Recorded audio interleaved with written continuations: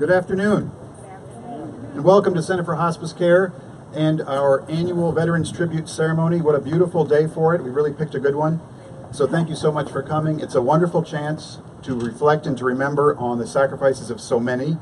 So we're so thrilled to have you today and to rename the memorial for a special person you'll hear more about later. As we begin the program, it is now my great pleasure to introduce the President and CEO of Center for Hospice Care and the Hospice Foundation, Mr. Mark Murray. Center for Hospice Care is an independent, not-for-profit agency which provides hospice and palliative care services across 9 counties in northern Indiana. We've been in existence for over 38 years and today have 4 care offices located in South Bend, Plymouth, Elkhart, and our newest one in LaPorte. We also have 2 hospice inpatient units, one in South Bend and one in Elkhart. We also own and operate Milton Adult Day Services in South Bend.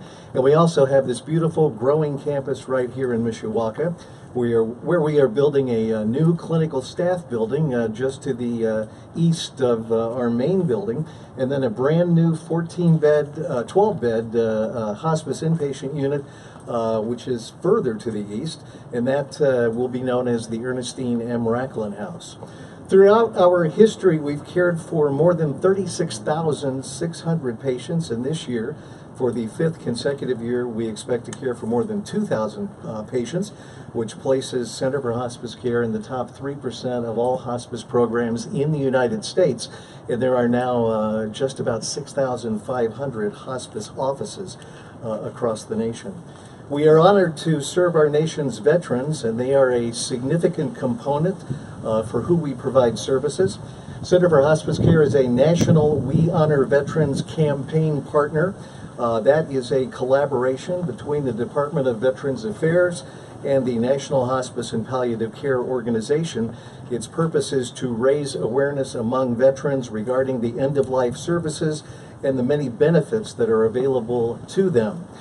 This is very important when you consider that today in the United States, 7,452 people will die, and 1 in 4 of them will be a veteran. 25% of all people dying in America today are veterans. So as part of the special We Honor Veterans program, our goal is for this community to be able to address veterans' end-of-life care needs and to serve them as they have served us. Center for Hospice Care is proud to have achieved the highest designation, Level 4, a 4-star level in the We Honor Veterans Partner Program. And as a Level 4 partner, we integrate into our staff and volunteer orientation and education veteran-specific content. We provide special programming like pinning ceremonies for veterans that are our hospice patients. And sometimes during these very emotional ceremonies for our veteran hospice patients, one of the veterans will look up and say to our staff, "You know, nobody has ever thanked me before." So saying thank you for your service, remembering that and never forgetting, is what this Veterans Memorial is all about. I would sincerely like to thank all of you here tonight who are donors of plaques, trees, and bricks in memory of your loved ones. These gifts help us to maintain and sustain this beautiful Veterans Memorial. And tonight is a very special night as we rededicate this Veterans Memorial in memory of Captain Robert J. Hiler Jr. This is thanks to a very generous gift from the Robert J. Hiler Family Foundation, and there are many members here tonight of that foundation, and we sincerely appreciate your generosity. And it was also given on behalf of Jack and Catherine Hiler. And Jack and Catherine, who are right over here, have been very supportive and generous to this hospice program for many decades. Catherine is a former board member and served as board chair for both the Center for Hospice Care and Hospice Foundation over a period of 12 years. I would kid her that I'm going to change the bylaws so we can have the Catherine Hiler Forever Law within the bylaws, and she could be with us for a long, long time. And over the last 4 years, she has been chairing our 5-year comprehensive campaign, Cornerstones for Living, the Crossroads campaign, which will be ending on June 30th of next year. And it has been very, very successful so far, due to a large extent to Catherine's exceptional leadership. So now it is my honor to introduce Jack Hiler, who will say a few words as we prepare to rededicate this memorial as the Captain Robert J. Hiler Jr. Veterans Memorial. Please help me welcome Jack Hiler.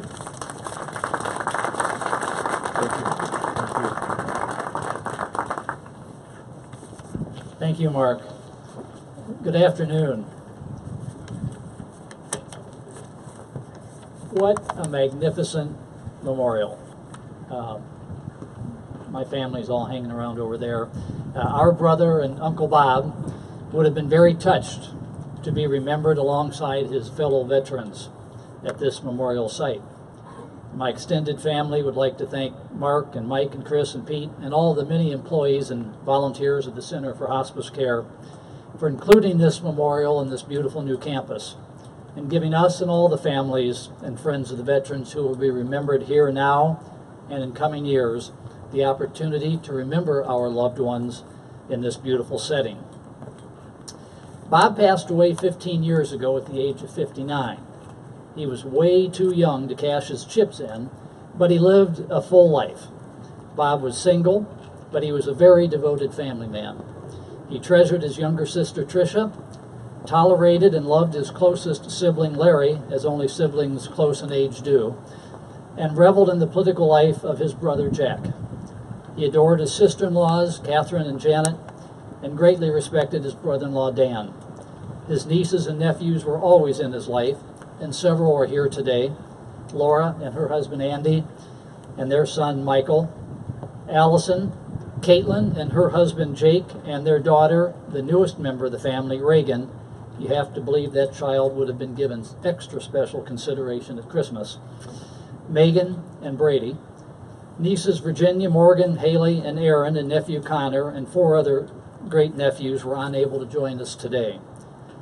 Family is also represented here today by Bob's late cousin, as close as a brother, Ed Hiler's wife Sue, and their daughter Melissa and her husband Tom.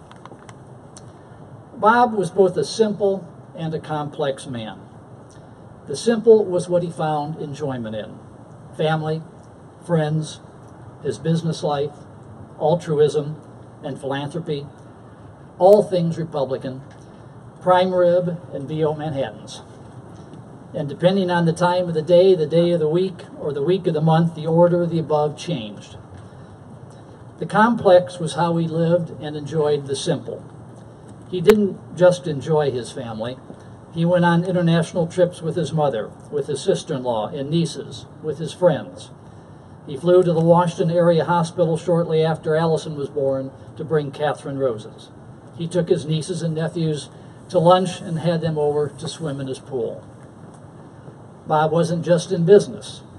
Yes, he was involved in the family foundry business, but he was also an active investor with other family members in a grain elevator business, in the banking business, in a high production machine shop.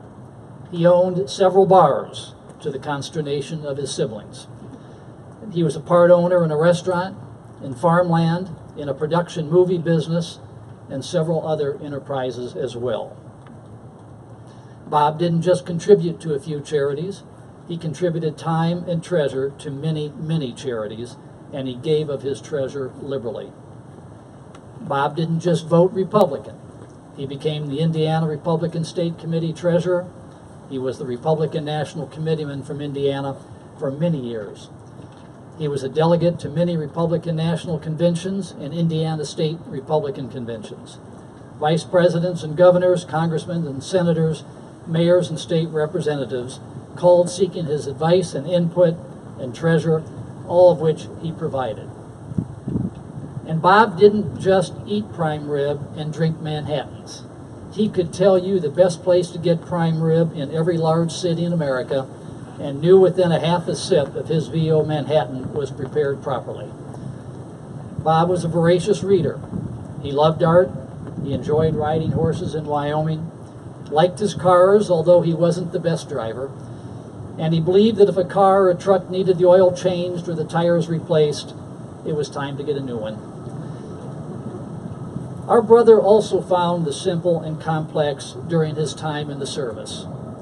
Drafted into the Army during the Vietnam conflict, Bob was about the most unlikely warrior of anyone that you could imagine.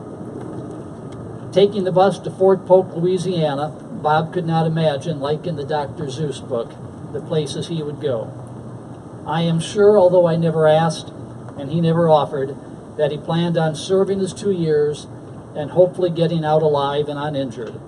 And the track record for young men in his position in the mid-60s was not good.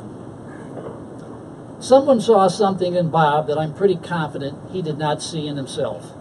And the next thing he knew, he was on his way to Officers Candidate School at Fort Benning, Georgia. Commissioned a second lieutenant in the infantry, the next stop was Vietnam. Leading an infantry platoon during the height of the war would have disqualified you from buying a life insurance policy. But lead a platoon Bob did. And he did it with a complexity that must have surprised him. 3 Bronze Stars, a Purple Heart, numerous commendations and citations. For those of you who've not had an opportunity to read Bob's citation on the plaque to the right, your left, I would like to read 3 sentences. The forward element of his platoon was cut down by heavy fire within 10 meters of an enemy bunker complex. Completely disregarding his own safety, Lieutenant Hiler crawled 20 meters under heavy fire to a wounded man's position, destroying a bunker along the way with a well-aimed grenade. Lieutenant Hiler then pulled the casualty back across the open area to safety. I have no clue from where Bob's strength came that day, from his upbringing, from his God, from his devotion to friends, from his sense of responsibility to those under his command. I have no idea. And I doubt Bob ever heard from that soldier after he left the service. And that would not have bothered Bob. If Bob ever thought about that soldier, though, his thoughts would have been that he hoped he had as full and meaningful life as Bob did after he returned to civilian life. As is the case with the others being honored today, military service did not define who Bob was. Bob defined his military service. In looking down the list of those honored today and the various plaques and bricks already here, there aren't any generals or admirals.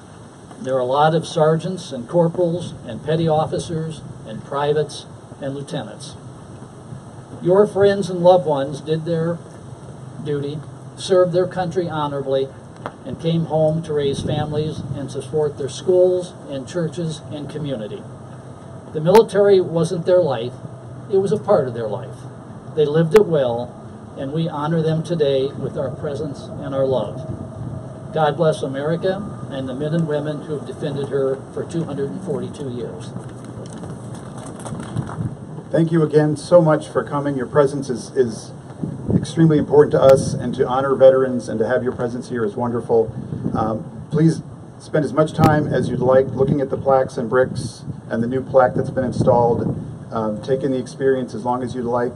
And when you're ready to come in, we have some delicious food, some drinks, and most importantly, some hot coffee waiting for you when you come in. So thank you so much for being here, and we'll see you inside at the reception.